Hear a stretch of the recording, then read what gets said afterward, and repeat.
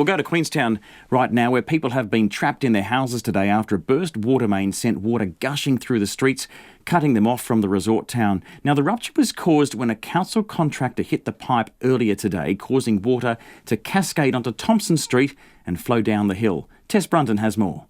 Philip Smith is renovating his mother's house on Glasgow Street, just off Thompson Street, where a burst water main late this morning left behind a trail of destruction. The road that it's sort of on isn't too bad, where the water's coming from, but then it's the street below that has had a bit of a mudslide that's pushed some cars around and flooded the hotel entrance there. That goes down into this entrance, so not a really good idea not a good sort of situation with water flowing down into it. There was also flooding around the entrance of the St Moritz Hotel.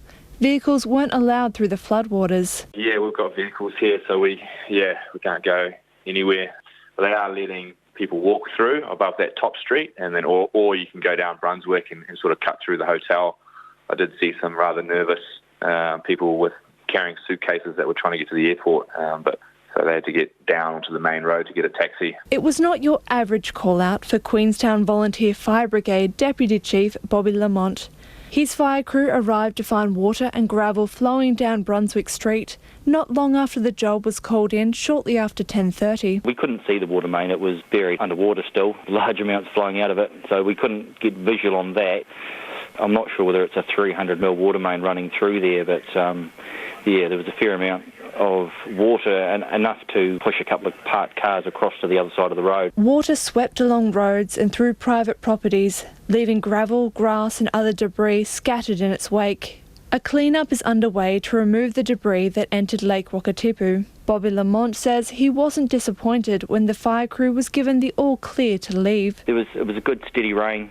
We had some snow showers coming through and snow lowering to probably 150 metres above where we were, so it was pretty cold and pretty wet and not that pleasant. Queenstown Lakes District Council Program Director Gareth Noble says a burst main is thankfully a rarity. A contractor was doing some work for us to evaluate ground conditions on a road on a relatively steep incline, so when I got there you could see some of the sediment that had travelled down the hill and traffic management in place and the site being managed by our two contractors. Council contractors hope to fix the pipe by 8 o'clock tonight. For Checkpoint, Tess Brunton, TNA.